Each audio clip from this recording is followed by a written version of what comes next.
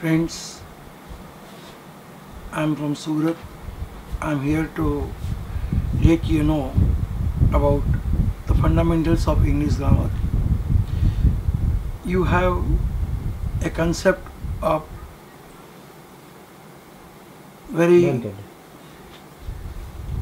you have a concept of spoken English, and you think that the spoken English can be taught by going to class or by adopting certain practices.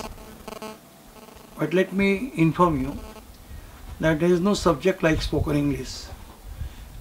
One who has got very good command over his mother tongue, one who knows his mother tongue very well, he could definitely express his views and thoughts in a way he deems fit in any foreign language. Now, as far as English is concerned, let us understand one thing, that the fundamentals of English grammar must be known by the students irrespective of the medium in which he learns. If he learns English medium, if he learns in Gujarati medium or in any other language. But as far as English is concerned, if he wants to know the perfect English, he must know the fundamentals of English grammar. Now in English grammar or any other grammar, one must have a very good sense of the tenses.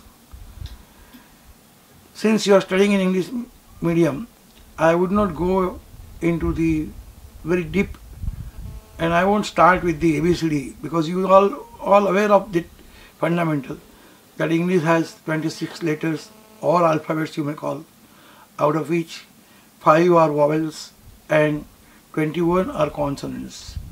Now if you take 2, 3, 4 words, letters at a time and combine them, it may become a word provided it gives the perfect meaning. Otherwise, it has no meaning. Once you combine the words and if it gives the perfect meaning, it becomes a sentence. Now in sentence there are 3 important things: verb, subject and object. The word which shows action in the sentence is known as verb, and the person who performs the action is known as subject. I would give you one simple example. Ramesh plays cricket. In this sentence, the word plays, P-L-A-Y-S, plays, is a verb, and it shows the action of playing cricket. Therefore, the play is a verb, but because Ramesh plays, Ramesh is a third person, so we have applied S with the verb. Now, who plays? Ramesh. So, if you want to find out the subject in the sentence, you got to ask who to the verb. And if you want to find out the object, you got to ask what to the verb. In this sentence, if you ask what to the word plays, you will get the reply cricket. This is one way of finding the object. There is another way of finding object is you can ask whom to the verb. Say for example, Ramesh helps Rima. In this sentence, the verb is help. Who is the subject? Ramesh. Now what does he help? That is not given in the sentence. Whom does he help? It is given in the sentence that he helps Rima. So Rima is the object. So what would be the definition of the object? A person or a thing upon which the action is performed. Listen carefully. A person or a thing upon which action is performed is known as object. And to find out object, you could ask verb 2 questions, either what or whom. Or else you could ask both the questions, because there is no specific rule in the grammar that in each sentence there will be only one verb, one subject and one object. There could be number of objects, there could be number of subjects, there could be number of verbs. It could be one versus all versus one, anything could be there. So you have to be very careful. Now, when we talk English, when we write letter, we do not use always the nouns or the relations very often. So we have to use the pronoun. What are the pronouns? Pronoun is a word that replaces the noun. What is noun? Noun is a word that identifies either a person or a thing. There are a number of pronouns, and one of the pronouns is personal pronoun. Personal pronouns are used for writing letter or for the conversation. So these are the four basic things in the English language. Now if we go to the tense, let us understand first the meaning of the tense. The word tense in English language indicates the divisions of time, or it also indicates the verb of the noun tension. If someone has a tension on his mind and his face is changed, we could say that his face seems to be very tense. But that is not tense. Here what we have to learn is the division of time. Time is divided in three parts mainly: present, past and future.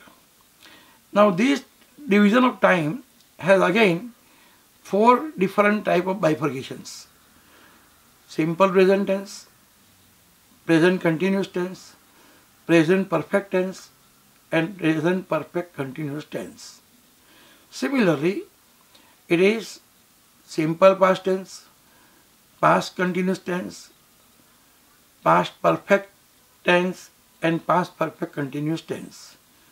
And the last one is simple future tense, future continuous tense, future perfect tense, and future perfect continuous tense. So these are the 12 main sentences of English language. One who knows very well the definition, construction, and identification of these tenses in his mother tongue, he could definitely express his views and thoughts in English in a very nice manner. Because why did I emphasize upon his mother tongue personal? Because our hard disk, each and every person's mind, hard disk, we call in the computer language is hard disk. Hard disk is made in your mother tongue. Whatever language you learn, whatever medium you choose, but whatever thoughts you get in your mind, that would always come in your mind with your mother tongue. And that mother tongue has to be converted into foreign language. Now, what is simple present tense? Simple present tense means any action that happens in day-to-day life. Say for example, right from early morning to late night, after getting up from the bed until we go to bed, whatever daily routine activities do we do, these are all activities known as action of simple present tense. And other part of the simple present tense is any action that happens in a natural course. Natural course means what happens? Nobody can prevent that action. It is absolutely natural. For example, if the cow eats grass, we don't get surprised because it is its food. If the pig gets dirt, we don't get surprised. It is its food. The sun rises in the morning, the moon shines on the day of Purnima, we don't get surprised. It's a natural action. So any action that happens in natural course or any action that happens in day-to-day life is known as the action of simple present tense.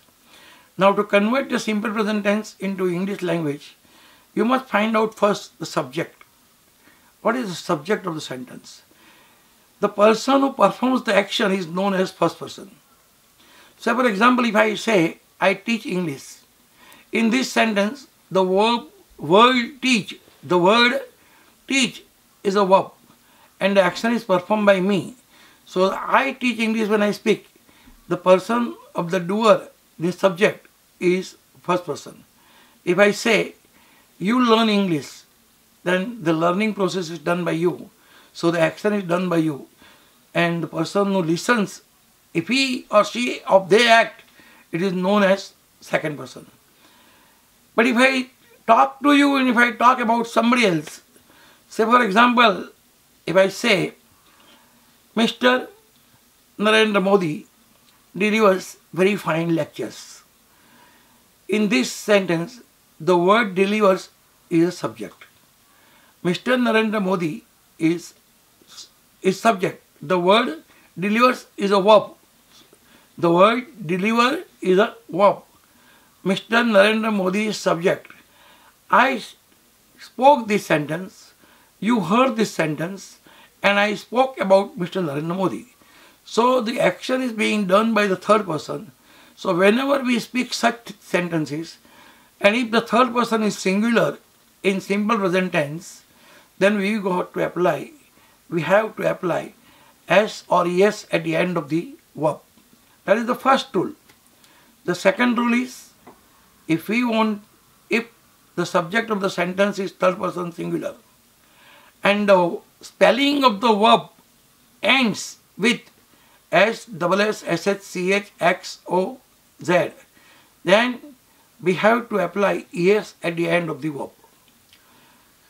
The third important rule is, my dear friends, if the subject of the sentence is third person singular, and if the verb ends, the spelling of the verb in English language ends with Y, with the consonant. Consonant, there are 21. Vowels are only 5. If the verb ends with Y and if it is preceded with the consonant, any single consonant, you have to remove Y and apply IS. Say for example, Mohini cries every day. In this sentence, Mohini is a third person singular. When I said cries, the original verb is cry. So the cry, spelling of the cry is CRY. It ends with Y, verb ends with Y, preceded with R. So we have to remove Y and apply IS. But similarly, if I say, Manan plays daily, in this sentence also, Manan is a third person singular and play is a verb. When play is a verb, the verb ends with Y, but it is preceded with A, so it is preceded with vowel. In such circumstances, you have not to remove Y and apply IS, but you have to apply only simple S. So you would write, Manan plays cricket. This is how you have to do the exercise. And for doing exercise, I would recommend you, if you are studying in English medium and if your mother tongue is Gujarati, please take some few sentences of Gujarati language, translate them into English.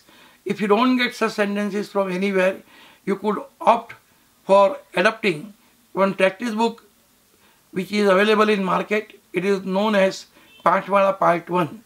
And you could translate those sentences. While translating those sentences, you have to do another exercise. Say for example, sentence in the Pathmala Part 1 for exercise of the simple present tense is given. Te doodh ane cha bhedve che. This is a Gujarati sentence. Now you have to translate into English. So naturally you would translate it in this way. She or he mixes milk and tea. Now you have to just think about this sentence within yourself. You have to apply your mind and question yourself for deciding how to extend the sentence. You have to bring the scene of the sentence before your eyes and think who speaks, when does he speak, and why does he speak. If someone says, she mixes milk and tea, it is obvious you may like to reply. If I ask you, pointing out some lady that she mixes milk and tea, you may say, yes sir, we see it. Okay, fine, that is simple answer. But one of you may say, sir, in Gujarati you may say, sir, ભેળવતી તો ભેળવવા દો, આપણને શું લેવા દેવા છે. Now, ભેળવતી તો ભેળવવા દો, આપણને શું લેવા દેવા છે. If this sentence is to be translated into English, how could we translate? We cannot translate word to word. So we have to give the meaning. So thus this sentence can be translated in, sir, it's okay, how are we concerned? So it is a general English. This way you have to do the practice of the simple present tense. Likewise, for each and every chapters which I am going to explain you, you have to do the practice from the practice book and get yourself well acquainted with that particular basic fundamental rule of the grammar. So up till now, what did we learn? What did we learn? We learned alphabets or letters, words, sentence, verb, subject, object, personal pronoun and simple present tense. Right? Now in next lecture we will see what are the other chapters. Thank you, friends.